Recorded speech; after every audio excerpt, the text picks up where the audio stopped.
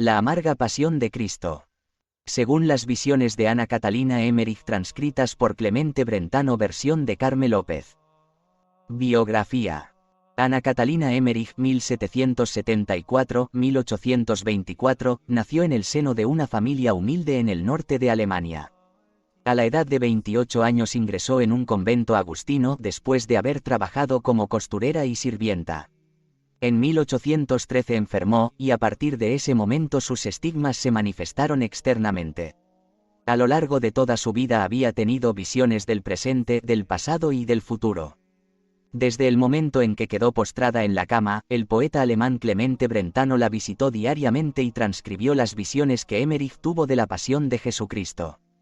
Por la importancia y relevancia de su testimonio, Juan Pablo II la declaró venerable y el Vaticano ha anunciado recientemente su beatificación. Primera meditación. Preparativos para la Pascua. Jueves Santo, el 13 Nisan 29 de marzo.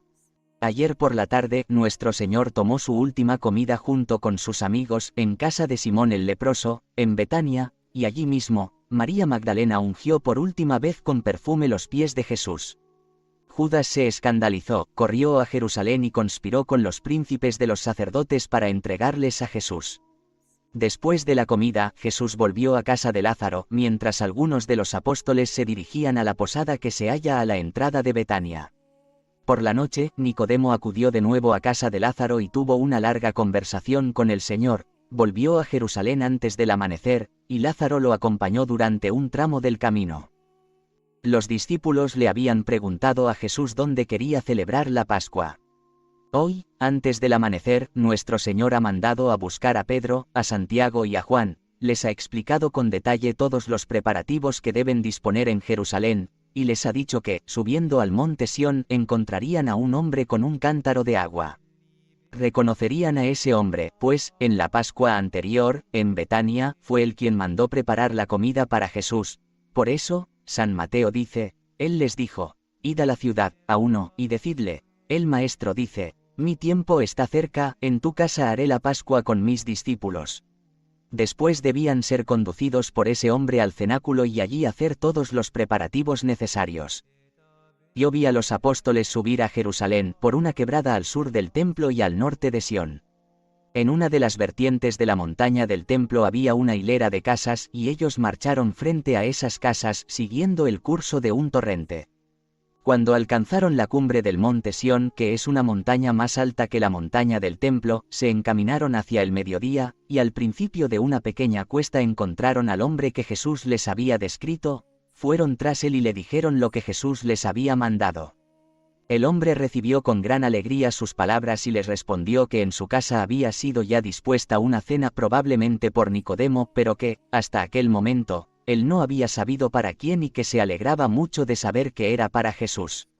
El nombre de este hombre era Elí, cuñado de Zacarías de Hebrón, en cuya casa Jesús había anunciado el año anterior la muerte de Juan el Bautista.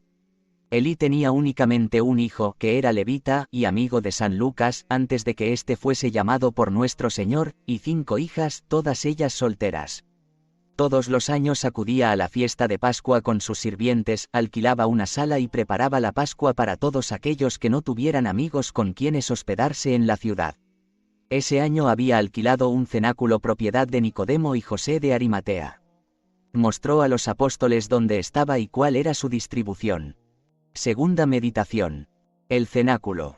Del lado sur del monte Sión, no lejos de las ruinas del castillo de David y del mercado que asciende hacia el castillo hacia el este, hay una antigua y sólida edificación entre frondosos árboles, en mitad de un espacioso patio amurallado.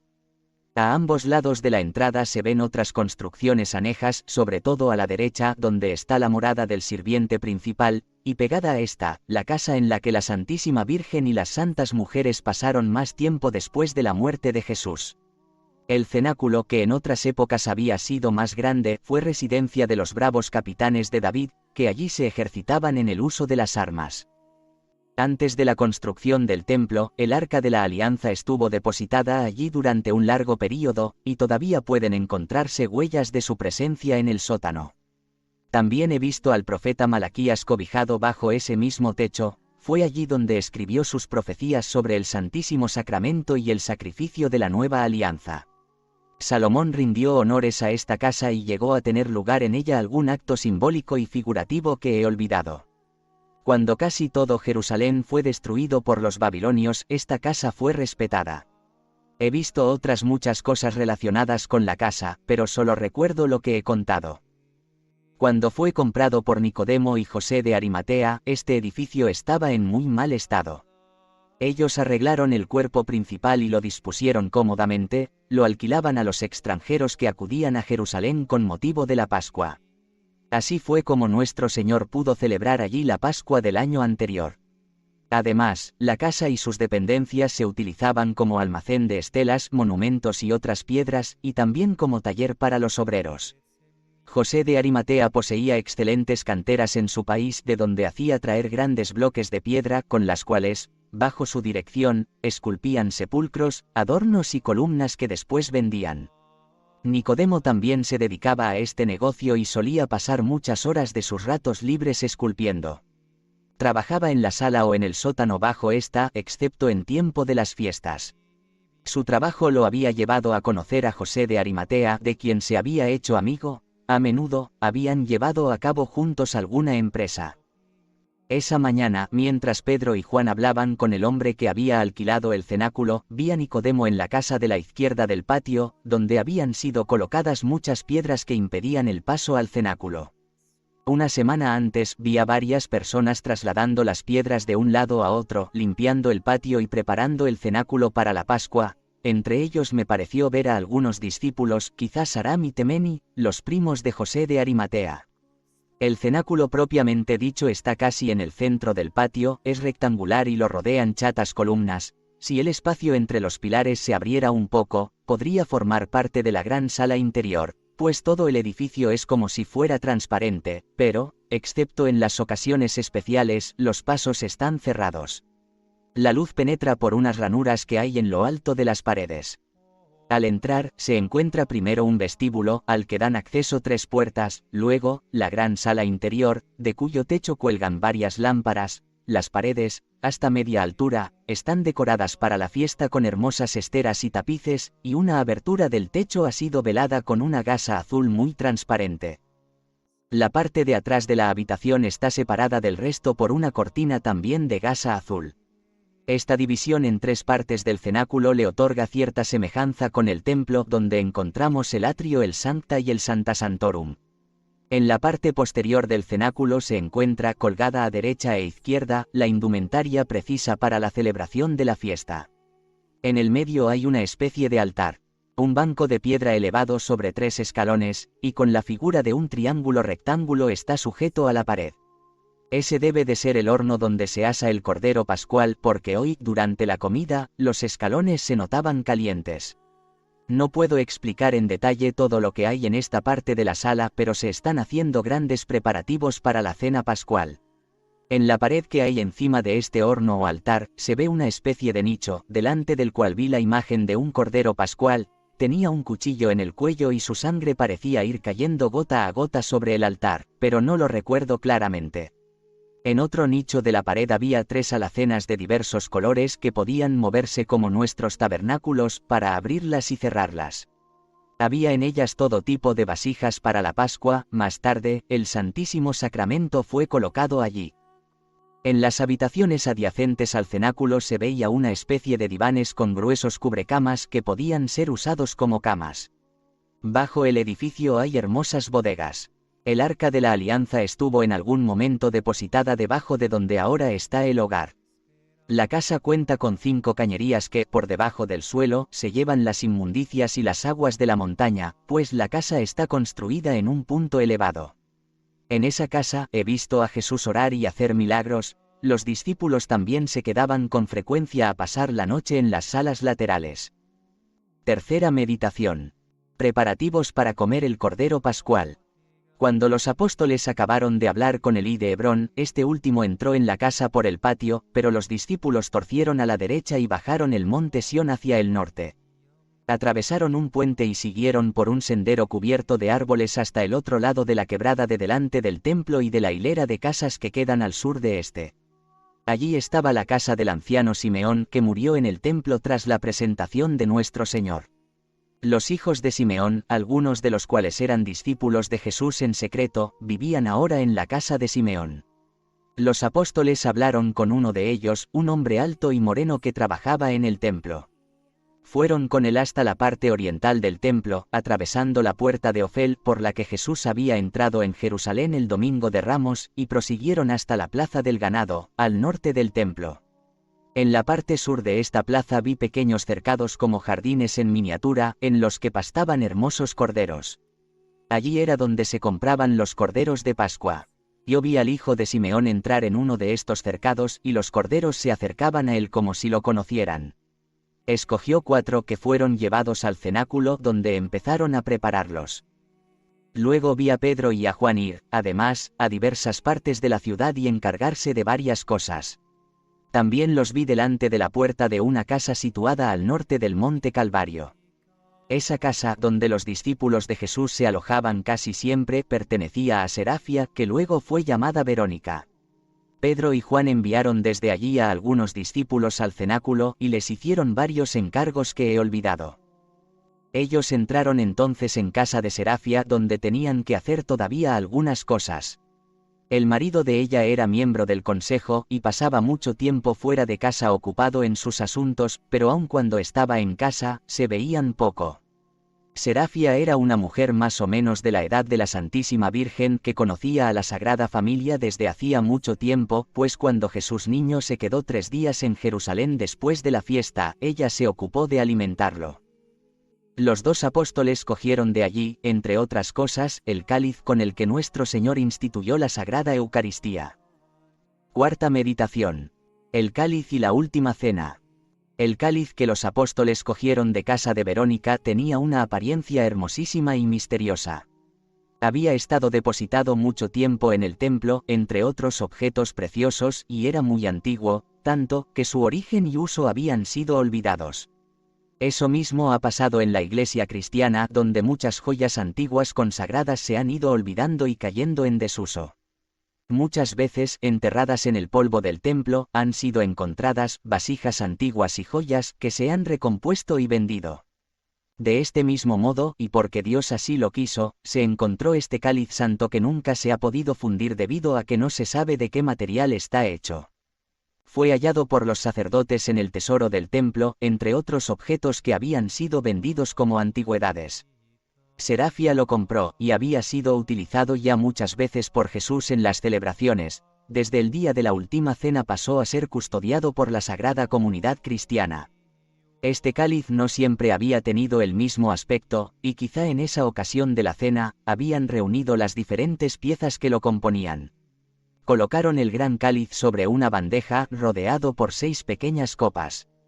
El cáliz contenía a su vez un recipiente menor sobre un plato, todo ello cubierto con una tapadera redonda. En el cáliz había insertada una cuchara que podía sacarse con facilidad. Todos estos diferentes vasos estaban envueltos en paños y metidos en una bolsa de cuero, si no estoy equivocada. El gran cáliz se compone de la copa y del pie, que seguramente fue añadido con posterioridad, pues las 2 partes son de distinto material. La copa tiene forma de pera, es maciza y oscura y muy bruñida, tiene adornos dorados y 2 pequeñas asas para sujetarla. El pie es de oro puro, finamente labrado. En él está representada la figura de una serpiente y hay también un racimo de uva, en todo él se han engastado piedras preciosas. El gran cáliz quedó depositado en la iglesia de Jerusalén, cerca de Santiago el Menor, y veo que todavía está allí, aparecerá un día como ya apareció antes. Otras iglesias se repartieron las pequeñas copas que lo rodeaban, una de ellas está en Antioquía, otra en Éfeso. Pertenecían a los patriarcas que bebían en ellas un misterioso brebaje antes de dar o recibir la bendición, yo lo he visto muchas veces. El gran cáliz perteneció a la casa de Abraham, Melquisedec lo llevó consigo desde la tierra de Semiramis a la tierra de Canaán, donde fundó algunos asentamientos en el lugar donde después se edificaría Jerusalén. Lo utilizó en el sacrificio cuando ofreció pan y vino en presencia de Abraham, después volvió a dejarlo en manos de este sagrado patriarca. El mismo cáliz estuvo asimismo en el arca de Noé. Quinta meditación. Jesús entra en Jerusalén. Por la mañana, mientras los apóstoles estaban en Jerusalén ocupados con los preparativos de la Pascua, Jesús, que se había quedado en Betania, se despidió con gran afecto de las santas mujeres, de Lázaro y de su santa madre, y les dio las últimas indicaciones. Yo vi al Señor hablar a solas con su madre y le dijo, entre otras cosas, que había enviado a Pedro, el apóstol de la fe, y a Juan, el apóstol del amor, delante de él para preparar la Pascua en Jerusalén. Le dijo, hablando de Magdalena, cuyo dolor era inmenso, que su amor era muy grande, pero todavía de algún modo humano, y que por eso el dolor la ponía fuera de sí. Le habló también de la traición proyectada por Judas, y la Santísima Virgen rogó por él. Judas había dejado otra vez Betania para ir a Jerusalén con el pretexto de pagar unas deudas. Corrió todo el día de un fariseo a otro y acordó el pago con ellos. Le mostraron quiénes serían los soldados encargados de prender a nuestro divino Salvador. Judas pensó sus excusas de modo que pudiera justificar su ausencia. Yo he visto todos sus cálculos y todos sus pensamientos. Era de natural activo y dispuesto, pero esas buenas cualidades topaban con la avaricia, la ambición y la envidia, pasiones que él no se esforzaba en combatir. En ausencia de Jesús, había incluso obrado milagros y curado enfermos. Cuando nuestro Señor le dijo a la Santísima Virgen lo que iba a suceder, ella le pidió, de la manera más tierna, que la dejase morir con él. Pero él la exhortó a tener más resignación en su pena que las otras mujeres, le dijo también que resucitaría, y el lugar donde se le aparecería. Ella no lloró mucho ante él, pero su dolor era indescriptible, había algo casi espantoso en su profundo recogimiento. El Señor le agradeció como hijo piadoso el amor que ella le tenía, y la estrechó contra su corazón. Le dijo también que celebraría espiritualmente la última cena con ella, y le indicó la hora en que ella recibiría su preciosa sangre. Se despidió una vez más de todos y les dio las últimas instrucciones. Jesús y los apóstoles salieron a las 12 de Betania y se encaminaron a Jerusalén, con ellos iban 7 discípulos que eran de Jerusalén y sus alrededores, excepto Natanael y Silas. Entre ellos estaban también Juan y Marcos, el hijo de la pobre viuda que el jueves anterior había ofrecido su último dinero en el templo mientras Jesús predicaba. Nuestro Señor lo había tomado consigo desde hacía pocos días. Las santas mujeres los siguieron al cabo de un rato. Jesús y sus compañeros rodearon el monte de los Olivos, caminaron por el valle de Josafat y llegaron incluso hasta el monte Calvario. Mientras caminaban, no cesaba de instruirlos. Dijo entre otras cosas a los apóstoles que hasta entonces les había dado pan y vino, pero que hoy les daría su carne y su sangre, su ser entero, todo lo que era y todo lo que tenía. La expresión de nuestro Señor mientras decía esto era tan dulce que su alma parecía estar saliendo de su boca con sus palabras, y parecía languidecer de amor deseando que llegara el momento de darse a los hombres. Sus discípulos no lo comprendieron y creyeron que estaba habiéndoles del Cordero Pascual. No hay palabras para expresar todo el amor y toda la resignación contenidos en los últimos discursos de nuestro Señor en Betania y en su camino a Jerusalén. Los 7 discípulos que habían seguido al Señor a Jerusalén no recorrieron el camino en su compañía, fueron a llevar al cenáculo los hábitos ceremoniales de la Pascua y volvieron a casa de María, la madre de Marcos. Cuando Pedro y Juan llegaron al cenáculo con el cáliz, los vestidos para la ceremonia ya estaban en el vestíbulo, donde los discípulos y algunos otros compañeros los habían dejado. Habían colocado también colgaduras en las paredes desnudas, destapado las aberturas de arriba y habían encendido 3 lámparas. A continuación, Pedro y Juan fueron al valle de Josafat y avisaron a nuestro Señor y a los apóstoles.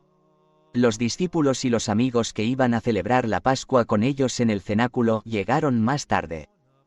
Sexta meditación. La última Pascua. Jesús y sus discípulos comieron el Cordero Pascual en el cenáculo, divididos en 3 grupos.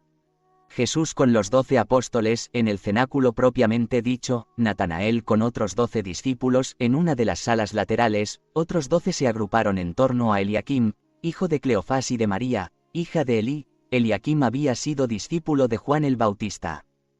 3 de los corderos habían sido sacrificados para ellos en el templo. El 4º cordero fue inmolado en el cenáculo, y de ese comieron Jesús y los apóstoles. Judas no sabía eso porque, ocupado en sus artimañas, no había regresado hasta hacía poco, y no había estado presente cuando sacrificaron el cordero. El sacrificio del cordero destinado a Jesús y a los apóstoles fue muy emocionante, se llevó a cabo en el atrio del cenáculo. Los apóstoles y los discípulos presentes cantaron el Salmo 118. Jesús les habló del tiempo nuevo que comenzaba y que los sacrificios de Moisés y del Cordero Pascual iban a cumplirse, y que por esta razón el Cordero debía ser sacrificado como antiguamente en Egipto, porque también ellos estaban a punto de liberarse de la esclavitud. Se dispusieron los recipientes y los instrumentos necesarios. Trajeron un cordero pequeñito tocado con una corona que fue enviada a la Santísima Virgen, a la estancia en la que ella permanecía con las santas mujeres. El cordero estaba atado a una tabla con una cuerda que le rodeaba el cuerpo, me recordó a Jesús atado en la columna y azotado. El hijo de Simeón sostenía la cabeza del cordero, Jesús le hizo una incisión en el cuello con la punta de un cuchillo, que dio entonces al hijo de Simeón, quien acabó de matarlo. A Jesús parecía repugnarle tener que herir al animal, lo hizo deprisa, pero con solemnidad, la sangre fue recogida en un cuenco y Jesús mojó en ella un ramo de hisopo. A continuación, fue a la puerta de la sala, tintó con sangre los dos pilares y la cerradura y fijó el ramo sobre la puerta. Habló luego a los discípulos y les dijo, entre otras cosas, que el ángel exterminador se mantendría alejado, que debían orar en aquel sitio sin temor y sin inquietud cuando él fuera sacrificado, él mismo, el verdadero Cordero Pascual, que un nuevo tiempo y un nuevo sacrificio iban a comenzar y que durarían hasta el fin del mundo. Después todos fueron al otro extremo de la sala, cerca del lugar donde debajo, en otro tiempo, había estado el arca de la alianza. El horno estaba encendido, Jesús echó la sangre sobre el lugar y lo consagró como un altar. Luego, seguido de los apóstoles, fue rodeando el cenáculo y lo consagró como un nuevo templo. Mientras tanto, todas las puertas permanecían cerradas. El hijo de Simeón había completado ya la preparación del cordero. Lo había colocado sobre una tabla con las patas de delante cada una atada a un palo y las de atrás juntas y extendidas. Recordaba a Jesús sobre la cruz, y fue metido en el horno para ser asado con los otros 3 corderos sacrificados en el templo. Los corderos pascuales de los judíos se mataban todos en el atrio del templo, aunque en 3 sitios distintos, uno, para las personas distinguidas, otro, para la gente común y, otro, para los extranjeros. El cordero pascual de nuestro Señor no fue sacrificado en el templo, pero todo se hizo conforme a la ley. Jesús pronunció todavía otras palabras y dijo a sus discípulos que el cordero era solo un símbolo, que él era el verdadero cordero pascual y que sería sacrificado al día siguiente, y otras cosas que he olvidado.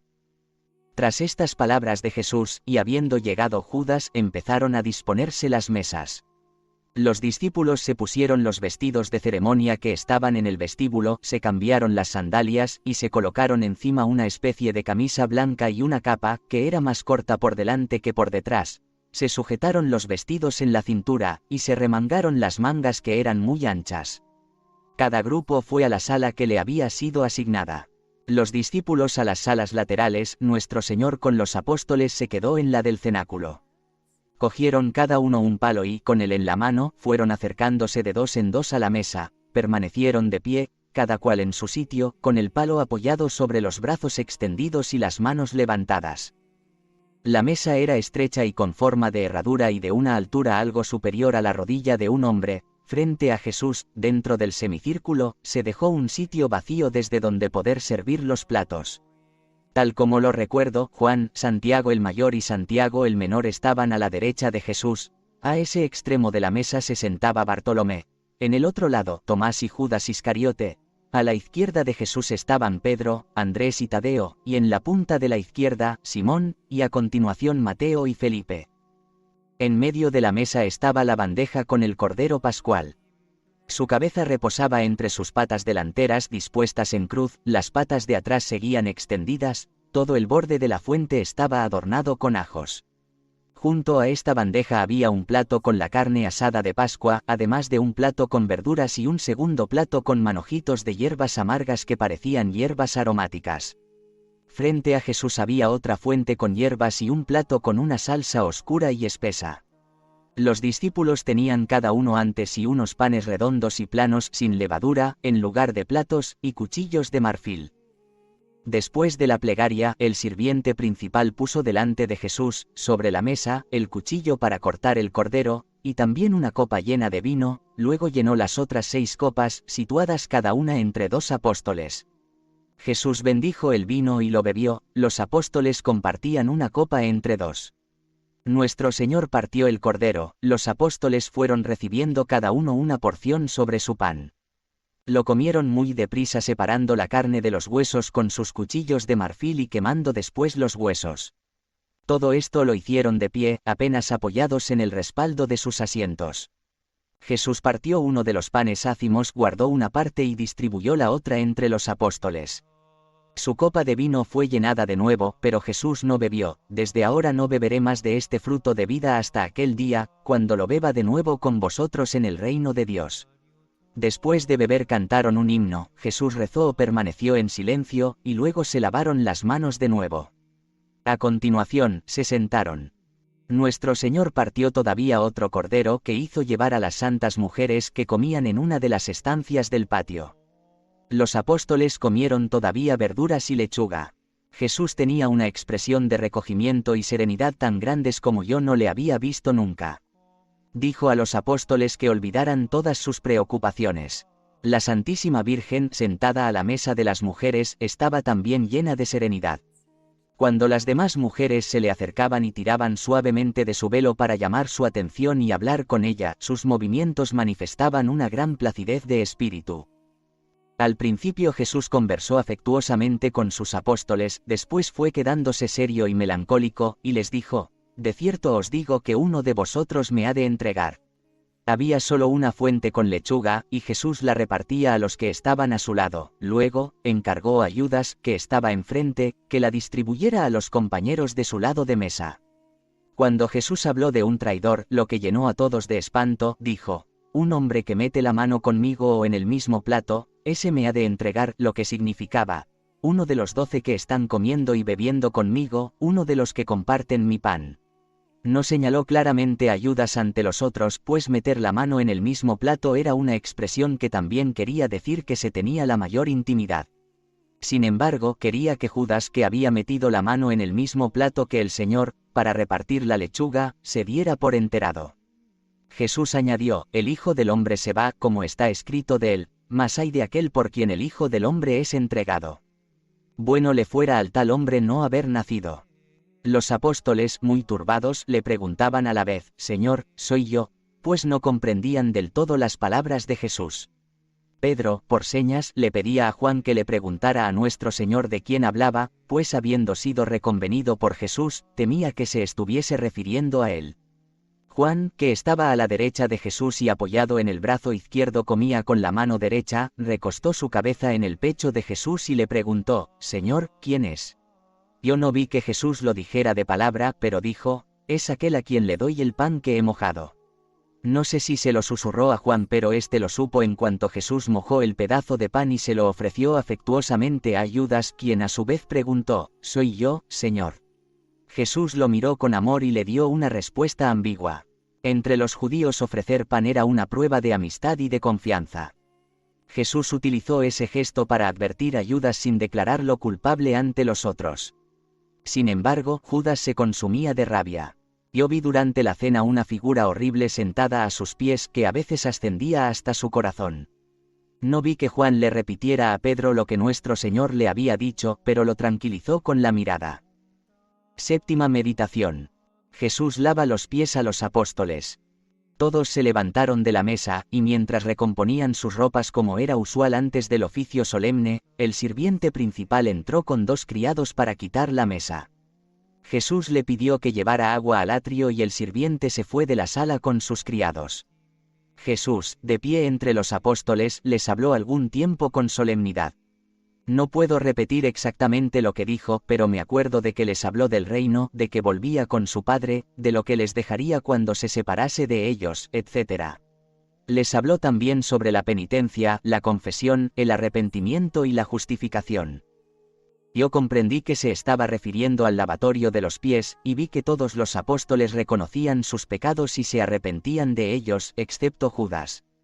Este discurso fue también largo y solemne y cuando acabó, Jesús envió a Juan y a Santiago el menor a buscar el agua al vestíbulo, y les dijo a los apóstoles que colocaran las sillas en semicírculo. Él se fue también al vestíbulo, y allí se envolvió el cuerpo con una toalla, y mientras tanto, los apóstoles, en la sala, se decían algunas palabras y se preguntaban cuál sería el primero de entre ellos.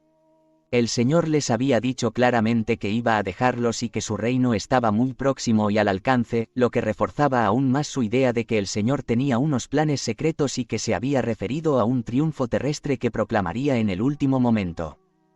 Mientras, Jesús, en el vestíbulo, mandó a Juan que cogiera una jofaina y a Santiago, un cántaro lleno de agua, y que lo siguieran a la sala, a donde el sirviente principal había llevado otra jofaina vacía. Jesús, ataviado de un modo tan humilde, les reprochó la disputa que se había suscitado entre ellos, y les dijo, entre otras cosas, que él mismo era su servidor, y que se sentaran para que él les lavara los pies. Tomaron asiento en el mismo orden que habían estado sentados a la mesa. Jesús iba del uno al otro echándoles sobre los pies agua de la jofaina que llevaba Juan, luego, con un extremo de la toalla en la que estaba envuelto, se los secaba. Nuestro Señor llevó a cabo este acto de humildad lleno de afecto hacia sus apóstoles. Cuando llegó a Pedro, este asimismo humilde, quiso detenerlo, y le dijo, «Señor, ¿cómo vas tú a lavarme los pies?» Jesús le contestó, «Ahora no entiendes lo que hago, pero lo entenderás más tarde». Me pareció que en una parte le decía, «Simón, has merecido que mi Padre te revelara quién soy yo, de dónde vengo y a dónde voy, tú solo lo has reconocido abiertamente. Y por eso sobre ti construiré mi iglesia, y las puertas del infierno no prevalecerán contra ella. Mi poder permanecerá en ti y en tus sucesores hasta el final de los tiempos». Jesús señaló a Pedro ante los apóstoles y les dijo que cuando él ya no estuviera presente, Pedro ocuparía su lugar. Pedro exclamó, «Tú nunca me lavarás los pies». A lo que el Señor respondió, «Si no lo hago no tendrás nada que ver conmigo». Entonces Pedro añadió, «Señor, lavadme no solo los pies, sino también las manos y la cabeza». Jesús dijo, «Quien ha sido purificado no precisa lavarse más que los pies, todo el resto es puro. Vosotros estáis, pues, limpios, aunque no todos». Con estas palabras se refería a Judas. Jesús había hablado del lavatorio de los pies como de un símbolo del perdón de las culpas cotidianas porque los pies están sin cesar en contacto con la tierra, y si no se los limpia constantemente siempre están sucios. Al lavarles Jesús los pies fue como si les hubiera concedido una especie de absolución espiritual. Pedro, en medio de su celo, lo que vio fue aquel gesto era una humillación demasiado grande para su maestro. Él no sabía que al día siguiente, para salvarlo, Jesús se sometería a la ignominiosa muerte en la cruz. Cuando Jesús lavó los pies de Judas, lo hizo del modo más afectuoso. Acercó su sagrada faz a los pies de Judas y le dijo en voz baja que desde hacía un año sabía de su traición. Judas fingía no oírlo y hablaba con Juan, lo que hizo que Pedro se irritara y no pudiera evitar decirle, «Judas, el Maestro te está hablando». Entonces Judas dio a Jesús una réplica vaga y evasiva, dijo algo así como, «Dios me libre, Señor». Los demás no se habían dado cuenta de que Jesús le había hablado a Judas, pues lo hizo en voz baja para que los otros no lo oyeran y, además, estaban ocupados en calzarse de nuevo las sandalias. Nada en todo el transcurso de su pasión afligió tanto a Jesús como la traición de Judas. Jesús finalmente lavó también los pies de Juan y Santiago. Luego les habló sobre la humildad, y les dijo que el más grande entre todos era aquel que servía a los demás, y que a partir de entonces debían lavarse los pies unos a otros. A continuación, se puso sus vestidos. Los apóstoles se desciñeron los suyos que habían sujetado para comer el cordero pascual.